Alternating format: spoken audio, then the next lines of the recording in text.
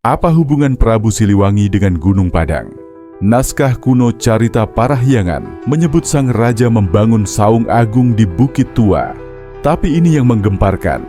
Uji karbon terbaru membuktikan usia batu pertama Gunung Padang sama persis dengan masa pemerintahan Siliwangi. Patih kerajaan bersumpah melihat Siliwangi memindahkan batu seberat 10 ton hanya dengan tangan. Mitos? Mungkin tidak. Analisis kristalografi 2024 menemukan bekas alat logam pada batu Gunung Padang yang tidak dikenal di zamannya. Kesamaan usia. Batu tertua Gunung Padang 5500 sebelum Masehi, Baits diiras masa kejayaan Siliwangi. Teknologi aneh, bekas pahatan dengan alat logam campuran tembaga titanium. Legenda lokal, cerita turun-temurun tentang Raja Macan yang membangun bukit. Penemuan baru, prasasti tersembunyi dengan simbol macan putih di lapisan terdalam.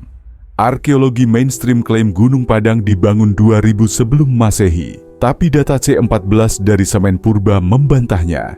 Ini bukan kebetulan. Semua bukti mengarah pada satu kesimpulan. Prabu Siliwangi bukan mitos. Dia mungkin pewaris teknologi peradaban Gunung Padang yang jauh lebih tua.